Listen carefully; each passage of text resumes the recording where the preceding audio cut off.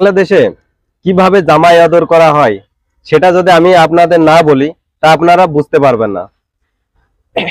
কিছুদিন আগে আমি বাংলাদেশ ঘুরতে গিয়েছিলাম। তো সেখানে গিয়ে একটি মেয়ে দেখতে গিয়েছিলাম। আর সেই মেয়ে দেখতে গিয়ে তারা যে কেউ তাদের বাড়িতে গেলে বা আত্মীয় স্বজন তাদের বাড়িতে গেলে কিভাবে বা আত্মীয় স্বজন ছাড়াও বা কোনো আদার্স কোনো মানুষ গেলে তাকে যে কিভাবে তারা আপ্যায়ন করে বা যত্ন করে সেটা আমি সামান্য একটু বলছি। বাংলাদেশে যখন আমি একটি মেয়ে দেখতে গেলাম, ঠিক আছে, মেয়ে দেখতে যাবার পরে তো সেই বাড়িতে গিয়েছি মেয়েটা দেখার জন্য। তো সিম্পলি আমি ভেবেছি যে সিম্পলি মেয়েটাকে দেখবো, ঠিক আছে, জাস্ট সামনে দিয়ে 2-3 বার ঘোরাঘুরি করবে, ঠিক আছে, বা এক জায়গায় একটু দাঁড়াবে, আমি সেই ফেলে মেয়েটা দেখবো। কারণ আমার হাতে অতটা টাইম ছিল না যে আমি সেখানে গিয়ে বসে মেয়েটাকে ভালোভাবে একটু মানে সুন্দরভাবে একটু টাইম নিয়ে দেখবো, সেরকম একটা টাইম আমার হাতে ছিল না। কারণ আমি যেদিন মেয়েটা দেখতে গেছি সেদিনই হচ্ছে আমার ব্যাকে আসার দিন ছিল, মানে আমার ভারতে সেদিন আসার দিন ছিল, ঠিক আছে। আমার ভিসার মেয়াদ ছিল, কিন্তু তবুও আমার একটা কাজের জন্য আমাকে চলে আসতে হচ্ছিল, ঠিক আছে। কিন্তু কি হলো সেটা যে গিয়েছি, এবারে মেয়েটার বাড়িতে যখন পৌঁছেছি মেয়েটা বাড়িতে ছিল না। প্রথম কথা, মেয়েটা বাড়িতে ছিল না, গিয়ে দেখাশোনা করবো সেরকম একটা পজিশন করতে পারিনি, ঠিক আছে। তারপরে মেয়েটা যখন বাবা মাঠে কাজ করছিল, মেয়েটার বাবাকে খবর দেওয়া হলো। মেয়েটার বাবা আর মা বললো যে মেয়েটা মামা বাড়ি গিয়েছে। মানে মামা বাড়ি কোথায়? মামা বাড়ি আছে আমারই মামা বাড়ি যেখানে, তারই আশেপাশে আছে মেয়েটার মামা বাড়ি, ঠিক আছে।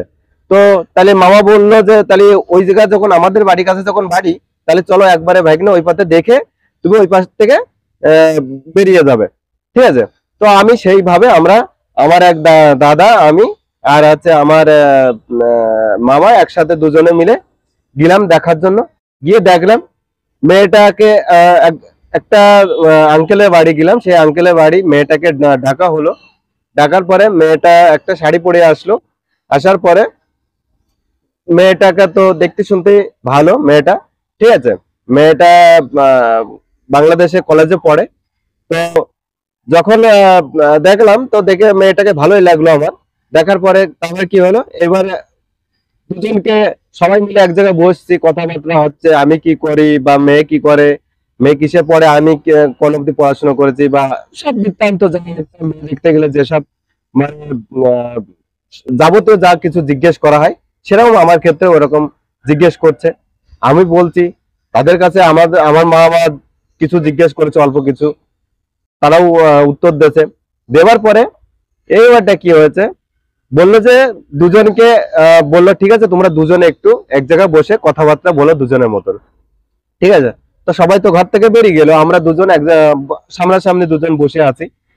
আমার কাছে অনেক কিছু উনি 2-3টে কথা জিজ্ঞেস করলো। আমি বললাম, ওই আমার যেসব আমার যা কিছু বলার ছিল আমি সেটা ওনাকে বললাম। বলার পর দুজন কথাবার্তা কমপ্লিট হলো। হওয়ার পরে এবার হচ্ছে ওনারা না খেয়ে আসতেই দেবে না, ঠিক আছে। গেছি কিন্তু মেয়ে দেখতে, কিন্তু ওনারা বলছে যে আমরা যখন আহ, সবাইকে, আমরা যে কজন গিয়েছে আমাকে না খেয়ে আসতে দেবে না, ঠিক আছে। তাও খাওয়া দাওয়া করিয়ে, ঠিক আছে, মাছ মাংস খাইয়ে ডিম খাইয়ে তারপরে সে কাজ হোক আর না হোক, ঠিক আছে, বিয়ে আমার সাথে হোক বা অন্য কারোর সাথে হোক, বা সেই কাজ অন্য না হোক, মানে আমাকে দেখে পছন্দ না হোক আর না হোক, বা আমার মেয়েকে দেখে পছন্দ হোক আর না হোক, এরকম কোনো কথা এখানে না। কথা হচ্ছে মানুষ আত্মীয় বাড়িতে এসে তাকে আপ্যায়ন করা বাংলাদেশের মানুষের কর্তব্য। বাংলাদেশের মানুষ এটা কিন্তু খুব ভালোভাবে করে, ঠিক আছে। সেটা আমি এই গিয়েই কিন্তু দেখতে পেলাম।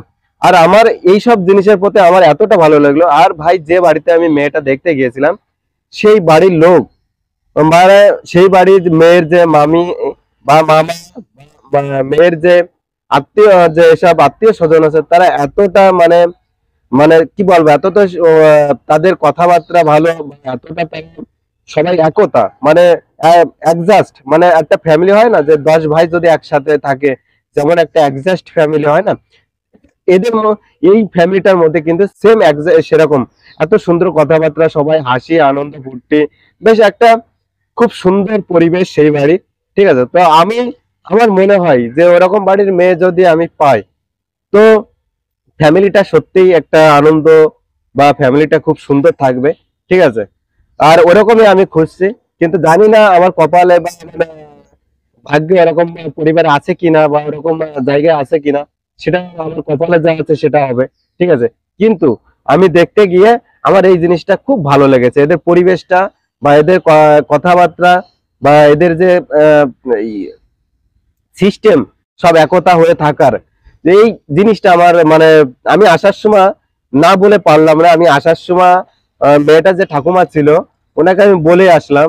আর ওনার যে মামিরা ছিল, যে আমি ওনাদের বলে আসলাম যে তোমাদের যে ব্যবহার বা তোমাদের যে একতা, আমার এত সুন্দর লেগেছে তোমাদের এইসব ইয়েগুলো। ঠিক আছে, যে আমি এটা বলে বোঝাতে পারছি না। তবে দেখা যাক পরে কি হয়। ঠিক আছে, কথাবার্তা চলছে এখন। ওই মেয়ের আত্মীয় এই বাড়িতে আছে, তারা যদি দেখে যে না, ছেলেটা আমার বাড়ি ঘর ঘুরে বা আমাকে খোঁজ খবর নিয়ে যে দেখে, যদি না ছেলেটা ঠিক আছে, তবে কথাবার্তা আগে বাড়বে, তাই তো আগে বাড়বে না। ঠিক আছে, কিন্তু তাই বলে যে মানুষ আহ, আমার সাথে কাজ না হলে যে তারা খারাপ বা মানুষ খারাপ, এটা আমি কখনো বলবো না। কারণ আমি যে সিস্টেমটা দেখেছি, এই সিস্টেম সত্যি অনেক জায়গায় আমি দেখতে পাইনি।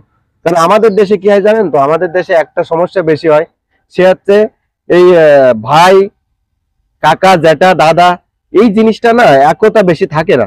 ঠিক আছে, বেশি দিন থাকে না।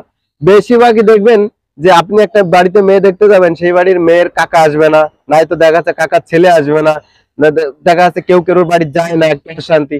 তো এইসব সমস্যা কিছু না কিছু ঘটেই থাকে, কিন্তু ওই জায়গায় গিয়ে কিন্তু মানে মনটা খুব খুশি হয়ে গেল। ঠিক আছে, আর একদম কি বলবো, ভাষায় প্রকাশ করতে পারছি না। ঠিক আছে, তো ভিডিওটা যদি ভালো লাগে, নিজের পার্সোনাল যে জিনিসটা পার্সোনাল রাখার কথা, কিন্তু আমি আপনাদের কাছে এই কারণে শেয়ার করলাম, যাতে আপনারা জানতে পারো, মানে জানতে পারেন যে ওই দেশে কেউ যদি বিয়ের জন্য যায় বা মেয়ে দেখতে যায়, তার সাথে কেমন ব্যবহার করা হয়, কিরকম সিস্টেম থাকে। তো ভালো থাকবে সবাই, ভিডিওটা লাইক শেয়ার কমেন্ট অবশ্যই করে দেবে।